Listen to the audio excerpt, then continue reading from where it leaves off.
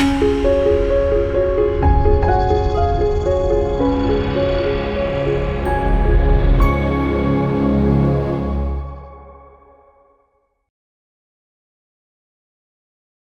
మాత్రం. నేను మీ journalist Navata. Welcome to R Voice. నేను ఇప్పుడు ఒక పంది కథ చెప్తా. ఇది ప్రతి ఒక్కరూ వినండి, వీలైనంత షేర్ చేయండి. ఈ కథతో కనువిప్పు కావాలి, ప్రతి భారతీయుడు తెలుసుకోవాలి. ఒక వ్యక్తి తన పెంపుడు పందితో పడవలో ప్రయాణిస్తున్నాడు. ఆ పడవలో ఇతర ప్రయాణికులతో పాటు ఒక తత్వవేత్త కూడా ఉన్నాడు. ఆ పందికి ఎప్పుడూ రోడ్ల మీద విచ్చలవిడిగా తిరుగుతూ, నోటికి దొరికింది తింటూ, అరుస్తూ విచ్చలవిడితనం అలవాటైంది. అది ఇంతకు ముందు ఎప్పుడు పడవలో ప్రయాణించలేదు. బయటకు వెళ్ళడానికి, తిరగడానికి అవకాశం లేదు కాబట్టి దానికి బాగా అసహనం ఉండి ఆ ప్రయాణం సుఖంగా అనిపించడం లేదు. అందువల్ల అది ఎవరిని శాంతంగా కూర్చొనివ్వకుండా అటు ఇటు తిరుగుతూ గోల గోల చేస్తూ మిగతా ప్రయాణికులను ఇబ్బంది పెడుతోంది. దీనితో బోట్ నడిపేవాడు ఇబ్బంది పడుతున్నాడు.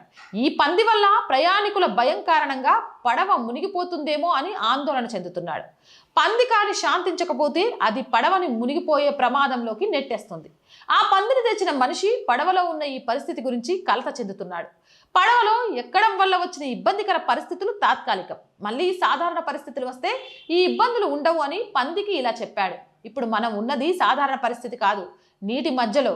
బయటకు వెంటనే పోలేం. కొంతకాలం వరకు బయటికి పోవడం మన చేతుల్లో లేదు. నీకు ఇక్కడ తిండికి నీటికి లోటు లేదు. ఈ పరిస్థితి దాటిన తర్వాత నీకు మళ్ళీ సాధారణ పరిస్థితులు వస్తాయి. ప్రస్తుత పరిస్థితులకు అనుగుణంగా నువ్వు కొద్ది కాలం నడుచుకో అని దానికి అర్థమయ్యేటట్లు చెప్పడానికి ప్రయత్నించాడు. కానీ అది పంది కదా, పందులకు అంత తెలివితేటలు ఉండవు కదా. అందుకే యజమాని చెప్పినా ఆ పంది అసహనం తగ్గక గోల చేస్తూనే ఉంది. దాంతో తన పందిని శాంతింపజేయడానికి ఏం చేయాలో అతనికి పాలుపోవడం లేదు. ప్రయాణికులలో ఉన్న ఒక తత్వవేత్త ఇవన్నీ చూసి ఆ యజమానికి సహాయం చేయాలని నిర్ణయించుకున్నాడు. మీరు అనుమతిస్తే నేను ఈ పందిని ఇంటి పిల్లిలా నిశ్శబ్దంగా చేయగలను అని ఆ పంది యజమానితో ఆ తత్వవేత్త చెప్పాడు. ఆ పంది యజమాని వెంటనే అంగీకరించాడు.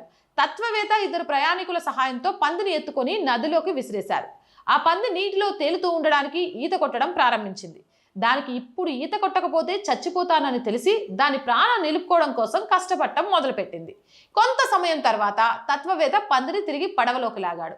పంది వెళ్ళి పడవలో ఒక మూల నిశ్శబ్దంగా కూర్చుంది. పంది యొక్క మారిన ప్రవర్తనను చూసి దాని యజమాని, ప్రయాణికులు ఆశ్చర్యపోయారు. ఆ వ్యక్తి తత్వవేత్తను అడిగాడు, మొదట అది అటు ఇటు దూకుతూ పెద్దగా అరిచేది, ఇప్పుడు అది పెంపుడు పిల్లిలా కూర్చుంది, ఎందుకు? కారణం ఏంటి అని. తత్వవేత్త ఏం చెప్పాడంటే, అదే తరహా ఇబ్బందిని ఒకరు స్వయంగా అనుభవించకుండా మరొకరి కష్టాన్ని ఎవరు సరిగ్గా అర్థం చేసుకోలేరు. నేను ఈ పందిని నీటిలోకి విసిరినప్పుడు అది నీటిలో పడితే జరిగే ప్రమాదాన్ని మరియు పడవలో ఉంటే ఉన్న సుఖాన్ని, పడవ యొక్క ఉపయోగాన్ని అది చక్కగా అర్థం చేసుకుంది.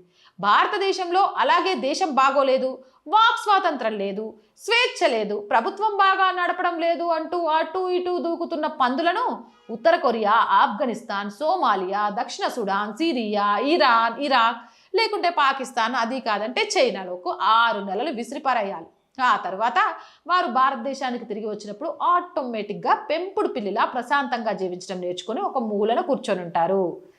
నిజంగా భలే ఉంది కదా. పందులకు ఇలాంటి ట్రీట్మెంట్ ఇవ్వచ్చని నాకు ఇప్పుడే అర్థమైంది. కానీ మన ప్రభుత్వం ఇలాంటి ట్రీట్మెంట్ ఇస్తుందా? ఇవ్వదు కదా. కానీ ఒకసారి మన ప్రభుత్వం ఇలాంటి ట్రీట్మెంట్ గురించి ఆలోచిస్తే బాగుంటుందేమో. ప్రస్తుత గల్ఫ్ యుద్ధం వల్ల ఉత్పన్నమవుతున్న పరిస్థితులకు ఈ పోస్టుకి సంబంధం లేదు అని మీరు గమనించాలి. ఎందుకు అనంటే ఇది ఎవరి కోసం అనేది మీకు అర్థమై ఉంటుంది కాబట్టి. జై హింద్, జై భారత్. అండ్ ఎవ్రీడే చెప్తుంది R group of channels, R Voice, R Political, R Sanskriti, 3 మన ఛానల్సే. So please subscribe our channels. Content బాగుంది అనిపిస్తే లైక్ చేయండి, షేర్ చేయండి, మీ అభిప్రాయాన్ని కామెంట్ చేయండి. ఆర్థికంగా ఆర్ వాయిస్కి చేయుతగా నిలవండి. ఆర్థికంగా సపోర్ట్ చేయాలంటే సబ్స్క్రిప్షన్ పక్కనే జాయిన్ అనే బటన్ ఉంది. 1 to 5 లెవెల్స్ ఉన్నాయి, ఏదో ఒక లెవెల్లో సపోర్ట్ చేయండి. లేదా స్క్రీన్ మీద గూగుల్ పే, ఫోన్పేతో పాటు అకౌంట్ డీటెయిల్స్ ఉన్నాయి, మీకు తోచిన సహాయాన్ని అందించండి. వ్యాపార ప్రకటనల కోసం 8328500576 నెంబర్ని సంప్రదించండి. జై హింద్, జై భారత్.